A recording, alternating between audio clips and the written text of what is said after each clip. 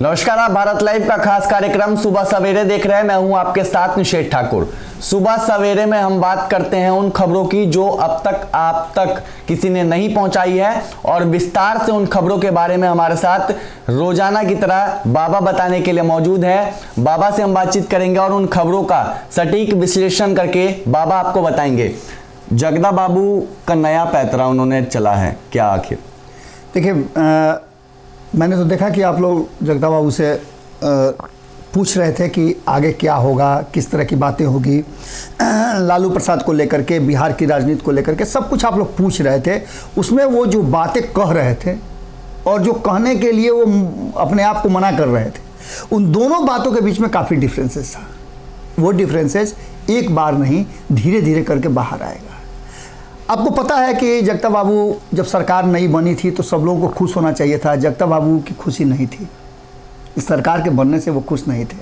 उनकी कुछ शर्तें थी जिसको नहीं माना गया था सरकार बनाते समय में, और उनकी सबसे बड़ी जो शर्त थी, वो चाहते थे कि अपने राजनीतिक जीवन में वो एक बार अपने बदौलत मुख्यमंत्री बना दे राष्ट्रीय जनता दल का।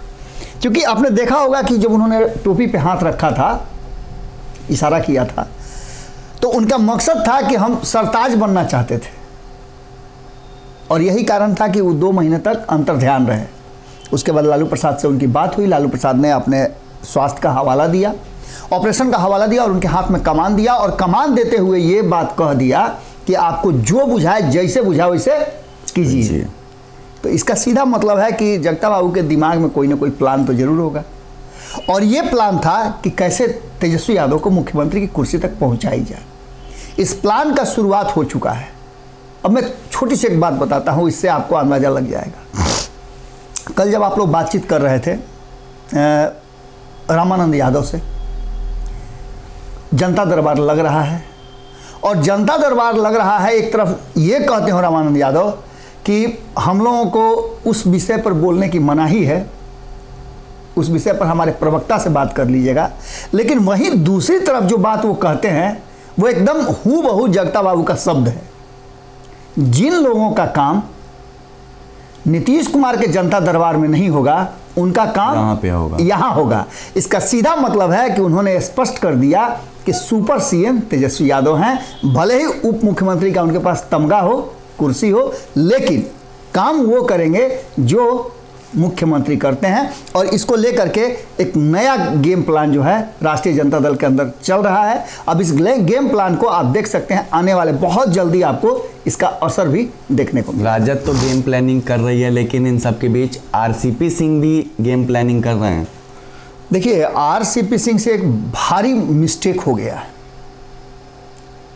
आरसीपी सिंह भले ही अपने आप को कहते हो कि हम लंबे समय से नीतीश कुमार की राजनीति को देख रहे हैं, वो ये कहते हो कि नीतीश कुमार की पार्टी के भीतर डूबती हुई जहाज है, वगैरह वगैरह जितनी भी बातें वो कह रहे हैं, वो बातें नहीं होती।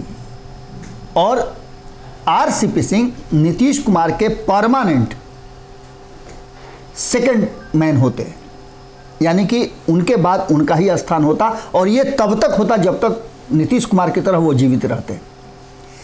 लेकिन उनसे एक छोटी सी गलती हो गई।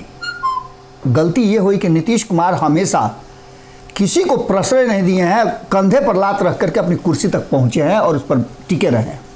लेकिन आरसीपी सिंह कहीं ना कहीं, चूंकि राजनीतिक व्यक्ति तो थे नहीं, ये तो ब्यूरोक्रेट थे, और ऐसी स्थिति में इनसे यहीं पर आके मिस्टेक हो गई कि ललन सिंह को उन्होंने अपने कंधे पर बिठा लिया।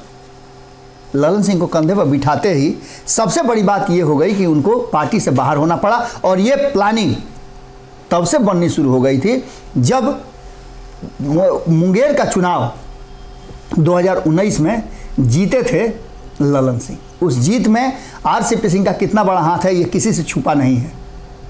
लेकिन उसके बाद एक प्लानिंग शुरू हो गई, और ये प्लानिंग तब जाकर के और ज़्यादा हो गई जब नीतीश कुमार ये कहते हुए 2017 में नहीं शामिल हुए, 2019 में नहीं शामिल हुए थे, और ये कहा था कि भाई हम अगर हमारे हिसाब से केंद्रीय मंत्रिमंडल में जगह नहीं मिलेगी तो हम नहीं शामिल होंगे।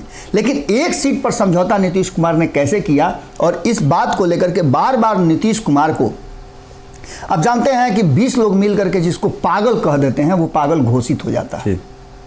उसी तरह से कहीं ना कहीं आरसीपी सिंह को बैडमैन बनाने में उस समय, अब देखिएगा एक और इसमें बात निकल रहा है कि ललन सिंह ने उपेंद्र कुशवाहा का सहारा लिया और कहीं ना कहीं आरसीपी सिंह को बाहर होना पड़ा। उपेंद्र कुशवाहा को तब ये अंदाज़ा नहीं था कि अब उनके ऊपर भी गिरेगी, क्योंकि ये शुरू से जदयू की रही है। आप देखिए ना, जॉर्ज फर्नांडिस, शरद यादव, सतीश कुमार, आरसीपी सिंह, ललन सिंह भी बाहर जाकर के अंदर आ चुके हैं, कुशवाहा भी बाहर जाकर अंदर आ चुके हैं, और ललन सिंह को ये सब बर्दाश्त नहीं है कि कोई उनके बराबर की कुर्सी पर रहे। ऐसी स्थिति में बाहर तो हो गए, अब उनकी प्लानिंग क्या है? तो प्लानिंग यह है कि वो 8 तारीख का सब वेट कर रहे हैं। 8 तारीख को चुनाव परिणाम आने के बाद, हालांकि आरसीपी सिंह उससे पहले ही एक स्ट्रेटजी बना चुके हैं और उस स्ट्रेटजी के तहत जदयू के भीतर उन्होंने बड़ा सुरंग खोद दिया है। अब सुरंग के रास्ते कौन कौन आता है उनके पास, ये सबसे महत्वपूर्ण बात होगी और दर्शनीय होगी, क्योंकि 2024 के चुनाव में नीतीश कुमार चाहे जितना भी हाथ पैर पटक लें, 17 सीट तो उनको नहीं मिलने जा रहा है और न 16 सीट जीत करके आ रहे हैं, क्योंकि अभी वर्तमान जो परिस्थिति बनी हुई है वो कुर्नी बहुत कुछ क्लियर कर देगा। तो क्या संन्यास ले लेंगे नीतीश कुमार? अब लगभग उसी स्टेज में जा रहे हैं। अब देखिए ना, लगातार चर्चा हो रही है। आरसीपी सिंह ने कल ही बताया कई ऐसा बात कि वो भूल जाते हैं, नाव पर चढ़ते हैं तो चोट लग जाता है, बहुत सारे लोगों को याद ही नहीं रख पाते हैं, वो क्या कहते हैं क्या उस पर अमल करते हैं वो भी नहीं हो पाता है। यहाँ तक कि जिसके तिसके पैर छूते हैं तो किसी को उल्टा पुल्टा शब्द संसदीय भाषा बोल देते हैं। लोगों से भी आजकल डर रहे हैं। कल कटिहार गए थे तो इतना दूर लोगों को खड़ा करवा दिया था। बिल्कुल, नीतीश कुमार को देखिए, नीतीश कुमार को आरसीपी सिंह ने एक बात कही थी, और आरसीपी नहीं, आरसीपी सिंह के टीम के अमित सिंह ने कही थी कि नीतीश कुमार को पागल घोषित करने में कहीं ना कहीं एक पूरा टुकड़ी लगा हुआ है जदयू का। और इसके पीछे बताया जा रहा था कि अगर नीतीश कुमार बिहार के मुख्यमंत्री हैं, ललन सिंह राष्ट्रीय अध्यक्ष हैं, तो ऐसी स्थिति में नीतीश कुमार की बदनामी बेइज्जती क्यों हो रही है, ये लोग कर क्या रहे हैं? एक मुख्यमंत्री के साथ इस तरह का नहीं होना चाहिए था कि उनके सुरक्षा घेरा को कोई तोड़ दे, ऐसा भी हुआ। और इन्हीं सब बातों को लेकर के नीतीश कुमार, इससे पहले भी आपको याद होगा कि शिक्षकों ने जब काला झंडा दिखाना शुरू किया था, काले कपड़े पहन के आते थे, तो बैन हो गया था कि काला कपड़ा पहन के कोई नहीं आएगा।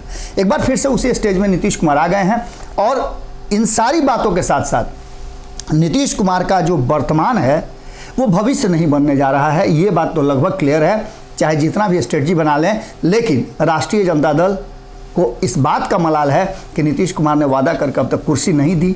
और दूसरी तरफ बहुत सारे लोग हैं जिनको इस बात का इल्म है कि 2024 के लोकसभा चुनाव में उनके अनुसार उनका सीट नहीं मिलेगा।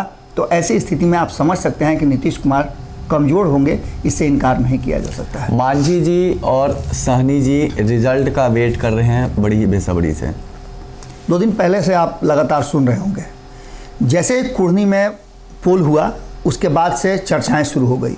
अंतिम दिन, चुनाव प्रचार के दिन भी ये बात चल रही थी कि क्या मांझी और सहनी लंबे समय तक एनडीए महागठबंधन का हिस्सा रहेंगे, ये सवाल बड़ा था। सवाल इसलिए था कि हम जो पिछला सारा बात बोलते आए हैं, जिसमें हमने कई बार चर्चा किया है कि 2024 के चुनाव में सीट शेयरिंग को लेकर के महागठबंधन के भीतर बहुत बवाल होना है, और ये बवाल कहीं ना कहीं लोगों के अलग होने का कारण बनेगा। हालांकि मुकेश सहनी तो अलग हो ही गए हैं, मानसिक रूप से वो अपने आप को तैयार कर लिए थे महागठबंधन के लिए, लेकिन अब जो वर्तमान बदली हुई परिस्थिति है उसमें कहीं ना कहीं मुकेश सहनी को अपने लिए वहाँ जगह नहीं नज़र आ रहा है। खड़ा होने तक का जगह नहीं है, बैठने की तो बात छोड़ ही दीजिए। और बार बार ये बातें, एक तरफ आप देखे होइएगा लोक जनशक्ति पार्टी रामविलास जो है उसके तरफ से ये बातें कही जा रही हैं कि जीतन राम मांझी और मुकेश सहनी का हम वेट कर रहे हैं, उनके आने के बाद सीट शेयरिंग का समझौता 2024 के लिए होगा। और इस बार हम पहले से सब कुछ तय कर लेंगे कि किसको कितना, कौन सा सीट मिलना है, किसको कितना सीट मिलना है, और उस पर हम लोग साल भर फील्डिंग करेंगे। तो जब साल भर फील्डिंग करेंगे तो निश्चित रूप से कैच लेने का हम लोगों को प्रैक्टिस बेहतर हो जाएगा, कोई भी कैच हम लोग से छूटेगा नहीं।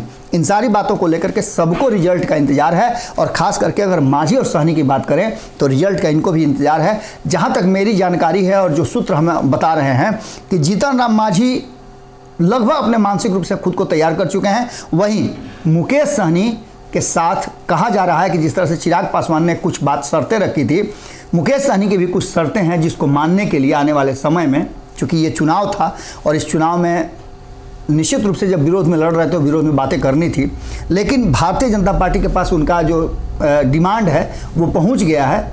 और उस डिमांड के हिसाब से जिस तरह से आप बातें सुन रहे होंगे भारतीय जनता पार्टी से भी, या फिर चिराग पासवान की पार्टी ने जब इतनी सारी बातें कह दी कि दोनों का वेट हो रहा है, इसका मतलब है कि कहीं ना कहीं शर्तें एक दूसरे को जानकारी हो गई है और इन्हीं शर्तों के आधार पर आगे आने वाले 2024 के चुनाव तक इनका एंट्री एनडीए में हो सकता है। चलिए, रिजल्ट का वेट क्यों मांझी जी और सहनी जी कर रहे हैं वो भी विस्तार से बाबा ने आपको बताया। फिलहाल जो तमाम अंदर की खबरें थी, जो खबरें आप तक पहुंचनी थी, उन खबरों को हमने आप तक पहुंचाया है। इस खास कार्यक्रम में मुझे और बाबा को दीजिए इजाज़त। कल एक बार फिर से हम आपके सामने हाजिर होंगे, तब तक के लिए नमस्कार। अगर ये वीडियो पसंद आई और वह बिहार के राजनीति और बिहारियत से सरोकार रखेनी तो सब्सक्राइब बटन दबा के चैनल के सब्सक्राइब कर ली। ओजे एगो घंटी बा, ओकरा बटन दबा देला से कुल सटीक और मारक खबर रुआ मुफ्त में मिल जाई। अगर रुआ पत्रकारिता के हमनी के नया प्रयोग में सहयोग कर चाहतानी तो ज्वाइन बटन दबा दी। पेटीएम नंबर नोट कर ली 93868167